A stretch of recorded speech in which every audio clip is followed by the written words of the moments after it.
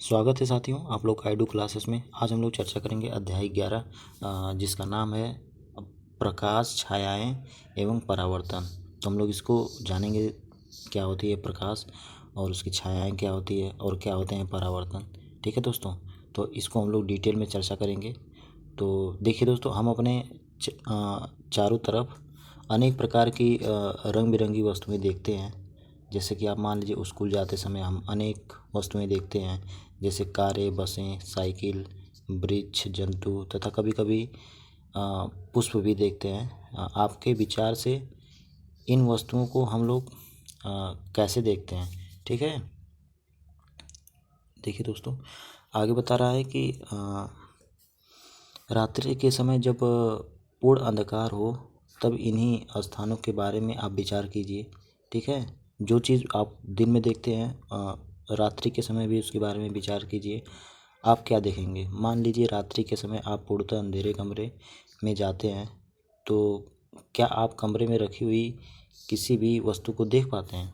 ठीक है, इसमें बता रहा है दोस्तों कि अगर रात्रि में आप अंधेरे कमरे में जाते हैं तो क्या वहाँ पर रखी कोई भी वस्तु आप जल्दी देख पाते हैं?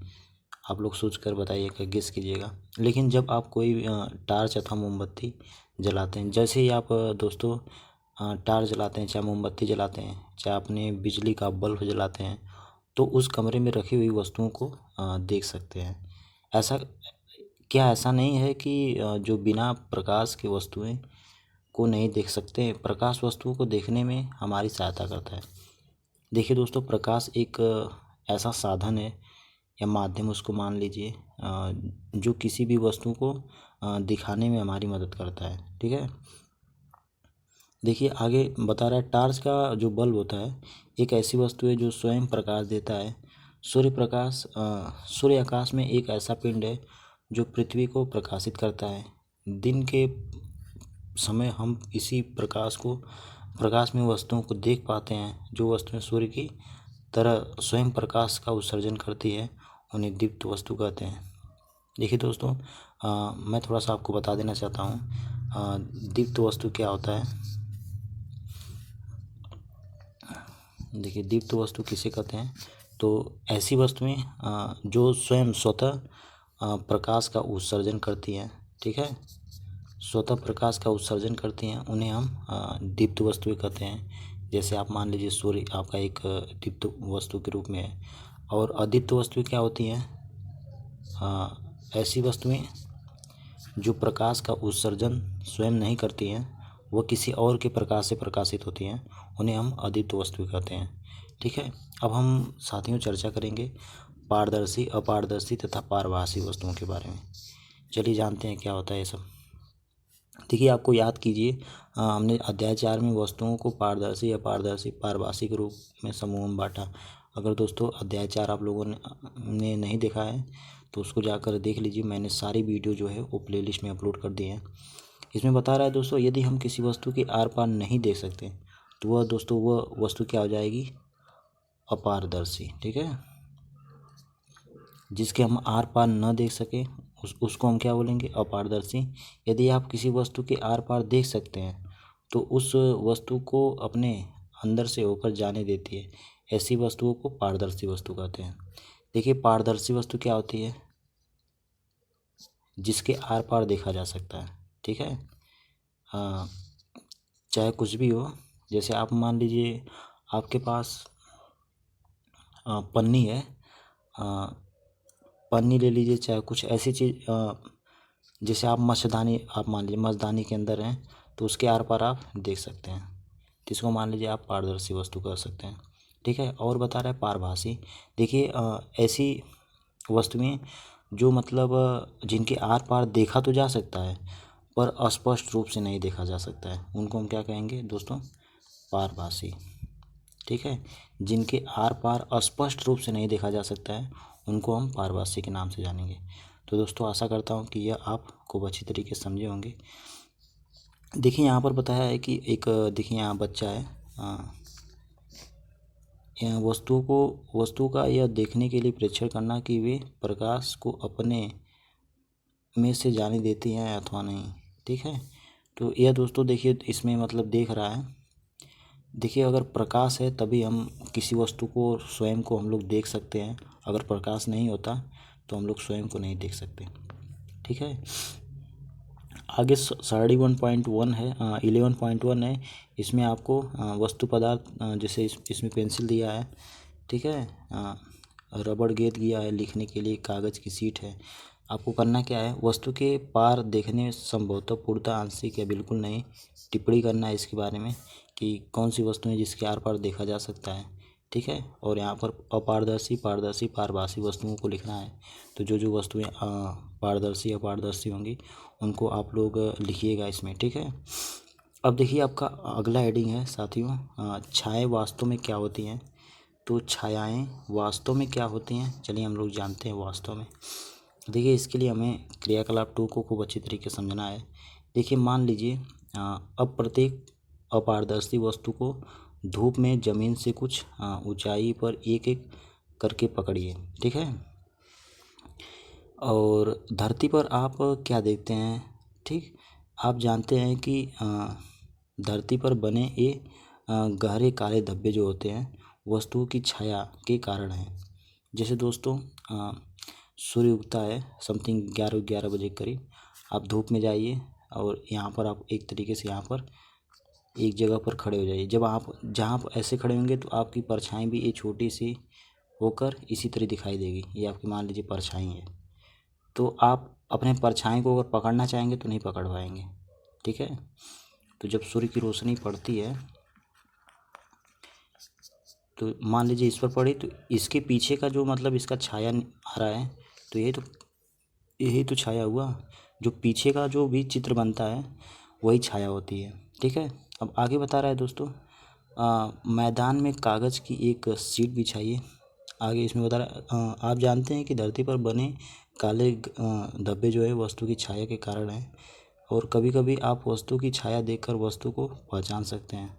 हाँ, ये भी हो सकता है कि हम वस्तु को के प्रतिबिंब को देखकर हम वस्तु को पहचान सकते हैं।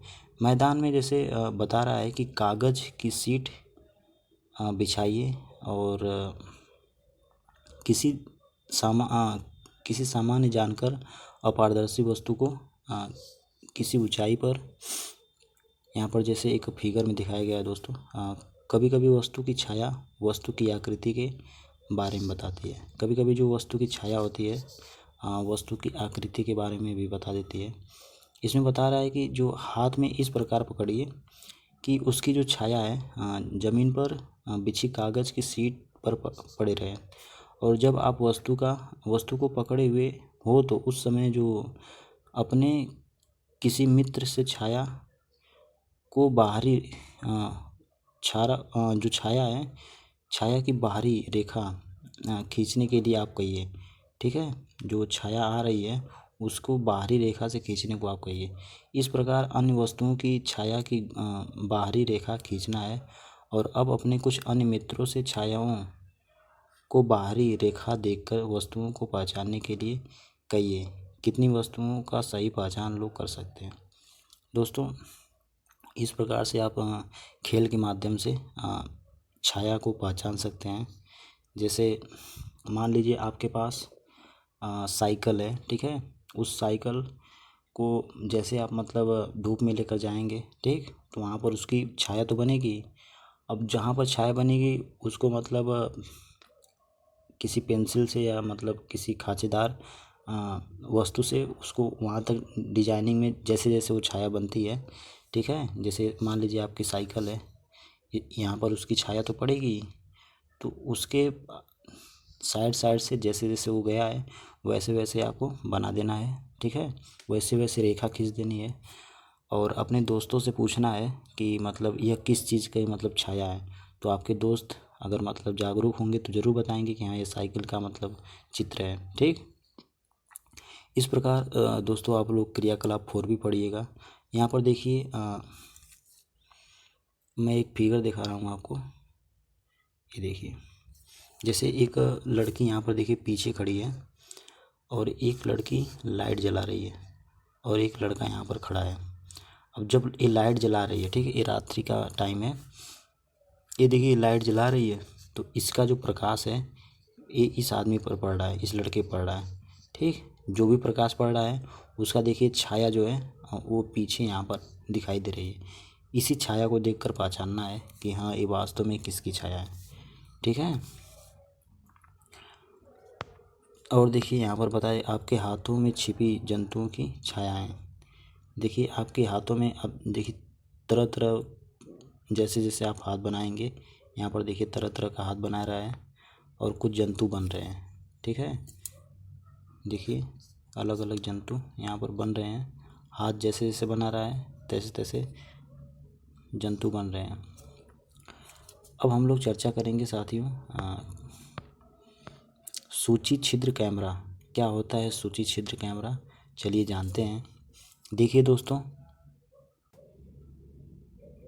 साथियों बता रहा है कि शायद आप यह सोचते होंगे कि किसी कैमरे को बनाने के लिए हमें हमारे पास मतलब बहुत सी सामग्री होनी चाहिए, लेकिन यदि हम केवल सरल सूची छिद्र कैमरा ही बनाना चाहते हैं तो ऐसा नहीं कर सकते हैं।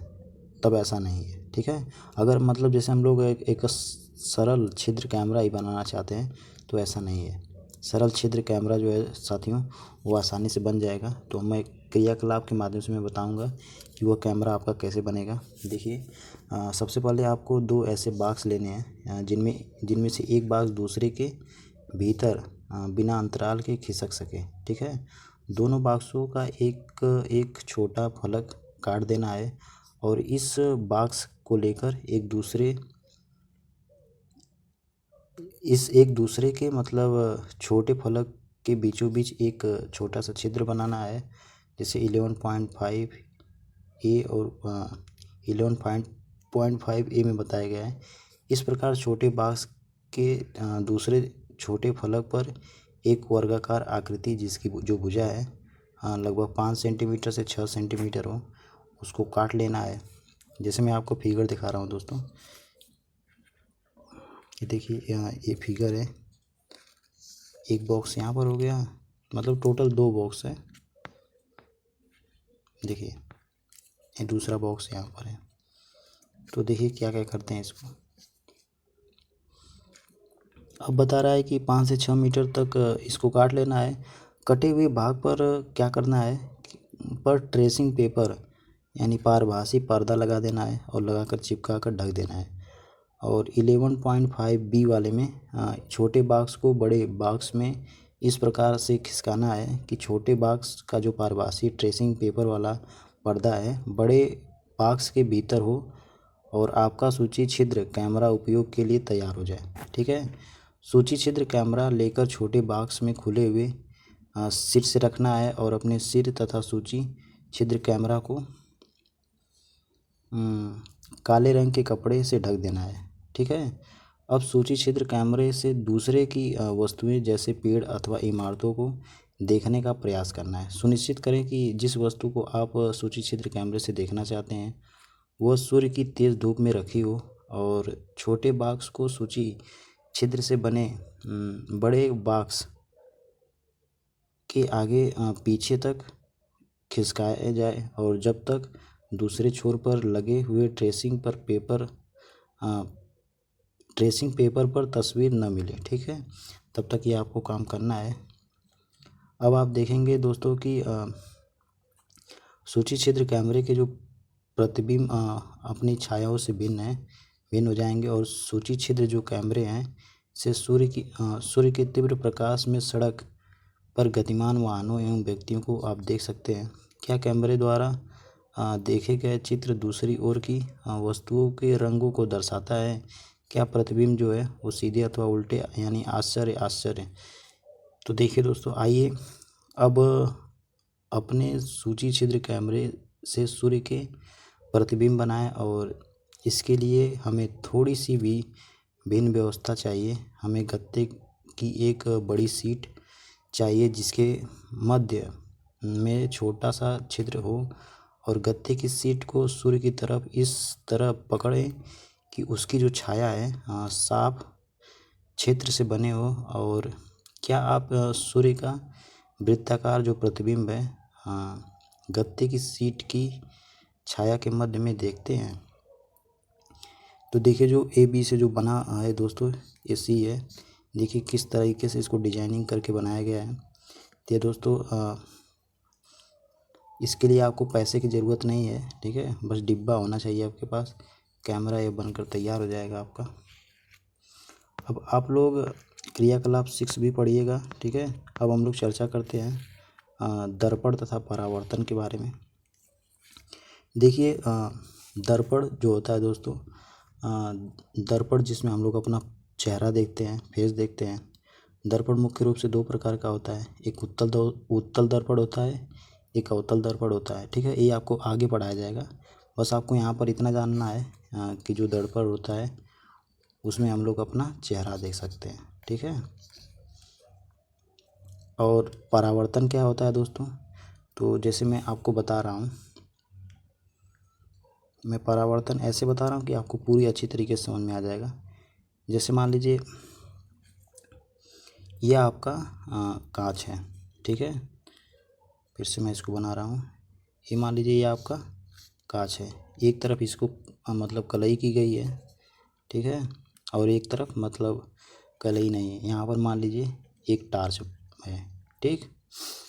अब यहाँ से टार्च जल रही है और इसका जो भी प्रकाश है, मान लीजिए ऐसे ऐसे यहाँ तक आया, तो यहाँ तक आया तो इसके नीचे तो जाएगा नहीं, जा भी सकता है, ठीक है। यहाँ तक आने के बाद फिर यहाँ से ये टकरा, मतलब यहाँ से टकरा के कुछ ऐसे जाएगा, ठीक है, ऐसे जाएगा।